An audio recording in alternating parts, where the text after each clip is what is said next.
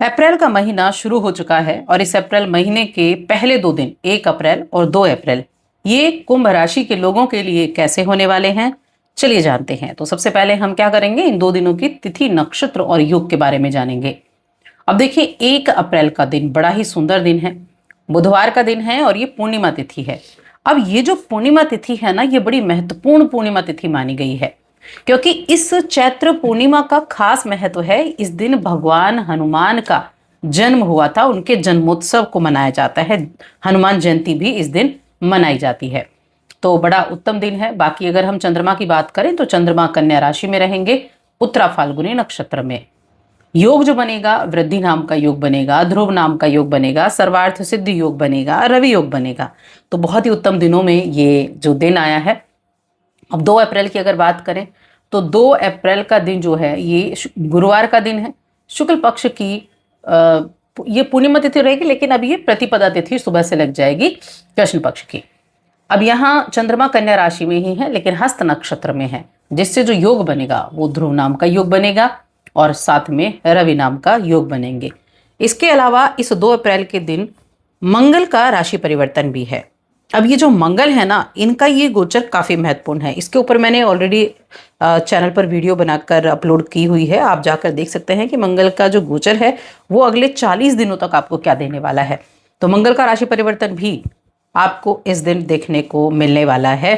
Mean राशि में शनि के साथ मंगल युति करने वाले हैं, तो शनि और मंगल की भी युति हो जाएगी। अब इनका प्रभाव कैसा होगा, इसके बारे में जान लेते हैं। एक छोटा सा ही निवेदन है, अगर आप चैनल पर पहली बार आए हैं तो चैनल को सब्सक्राइब कर लें और कमेंट बॉक्स में लिख दें जय माता दी। अब यहाँ इन दोनों दिनों की मैं एक साथ बात करूंगी, क्योंकि जो चंद्रमा है ना, दोनों दिन कन्या राशि में मौजूद हैं और ये राशिफल चंद्र राशि पर ही आधारित है। तो सबसे पहले हम हेल्थ की अगर देखें तो देखिए, यहाँ जो चंद्रमा है वो अष्टम भाव में पहुंच चुके हैं। अष्टम भाव में चंद्रमा कालपुरुष की कुंडली में नीच की अवस्था में होते हैं। हालांकि इनकी नीच की राशि नहीं है जो कन्या राशि है, लेकिन थोड़ा प्रभाव रहेगा, तो हेल्थ का थोड़ा सा ध्यान रखना है। खासतौर से दांतों संबंधी दिक्कतें हो गई तो ये इसका ध्यान है, यानी मुख में कुछ प्रॉब्लम हो जाना, दांतों संबंधी परेशानी हो जाना, ये चीज़ें हो सकती हैं। या फिर ऐसा है कि कहीं गर्दन वगैरह में दर्द हो गया, तो इस तरह की चीज़ें रह सकती हैं, थोड़ा ध्यान रखेंगे। इसके अलावा बाकी चीज़ें अगर देखें तो इस दौरान आपके घर का कोई बड़ा आपको पैसे दे सकता है। हो सकता है घर में किसी काम के लिए दे रहा हो वो, लेकिन आपको आपके घर का कोई मेंबर पैसे दे सकता है। और आप ना अपने प्राइमरी काम पर अपने ध्यान को केंद्रित कर पाएंगे, जो आपके लिए सबसे ज़्यादा मायने रखती है। आप अपने काम और अपने परिवार, इनके बीच में बैलेंस बना सकते हैं और एक दूसरे पर बहुत अधिक ध्यान दे सकते हैं। अब कई बार क्या होता है कि जब हम एक दूसरे के ऊपर बहुत ज़्यादा ध्यान देते हैं ना, तो वो नुकसान का कारण भी बन जाता है। अब जब इंसान एक दूसरे पर बहुत अधिक ध्यान देता है तो छोटी छोटी चीज़ों को ऑब्जर्व करता है, और वो छोटी छोटी चीज़ें कई बार लड़ाई का कारण भी बन जाती हैं। तो ऐसा नहीं कि आपको नुक्स निकालनी है, आपको एक दूसरे की बातों में बहुत ज़्यादा टोका टाकी करनी है। ध्यान देना अलग चीज़ है और चीज़ों को ऑब्जर्व करके उन पे टोका टाके करना अलग चीज़ है। तो सिर्फ आपको ध्यान देना है, एक दूसरे की बातों पर एक दूसरे को महत्व देना है, इस चीज़ का आपको ध्यान रखना होगा। देखिए, अगर मैं करियर की बात करूँ ना, तो अपना काम करने वाले लोगों को, जो खुद का अपना बिजनेस कर रहे हैं, उनको थोड़ी सावधानी से आगे बढ़ना होगा। ऐसा नहीं है कि बिजनेस अच्छा नहीं है, बिजनेस तो बढ़िया रहेगा, बड़ा अच्छे से आप अपने काम पर फोकस कर पाएंगे, लेकिन उनको कोई व्यक्ति फंसाने की कोशिश कर सकता है, पैसे को कहीं इन्वेस्ट कराने की कोशिश कर सकता है।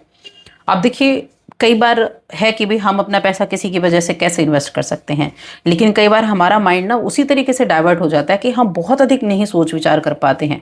ऐसा व्यक्ति आपको ऐसा सजेशन दे देता है और फिर क्या होगा, फिर आपके पैसे फंस जाएंगे। कहीं ना कहीं मन में एक चीज़ आ ही जाती है, क्यों ना शॉर्टकट से पैसा कमाया जाए, क्यों ना इस चीज़ के बारे में भी सोचा जाए, एक बार ट्राई तो किया जाए, थोड़े पैसे तो इन्वेस्ट किए जाएं। तो ये आपको केवल और केवल नुकसान कराएगा। तो ऐसे किसी भी व्यक्ति की बातों में नहीं फंसना है जहां आपको लगे कि ये पैसा कमाने का बहुत जल्दी आइडिया है, यानी कि जल्दी से आप पैसा कमा सकते हैं। ऐसी चीज़ों से दूर रहें, बाकी बिजनेस आपका अच्छा चलेगा।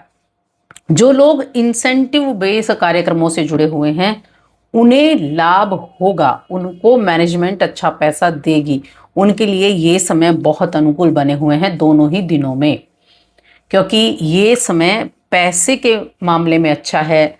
बैंक बैलेंस में दम दिख रहा है, जेब में दम दिख रहा है। आप किसी लंबी अवधि के लिए अपनी मर्जी से कुछ निवेश कर सकते हैं, चाहे थोड़ा निवेश करें, लेकिन हाँ, निवेश करने के लिए बहुत अच्छे ये दिन है। और ये अवसर आपको बहुत जल्दी ग्रहण कर लेना चाहिए, जो आप खुद से सोच समझ कर लेंगे। देखिए, लंबी अवधि के लिए धन को सुरक्षित करने के आइडियाज आपके लिए ज़्यादा उपयुक्त हैं, जैसे कि वर्षों से चले आ रहे हैं, कई बार वो चीज़ें ज़्यादा उपयोगी होती हैं।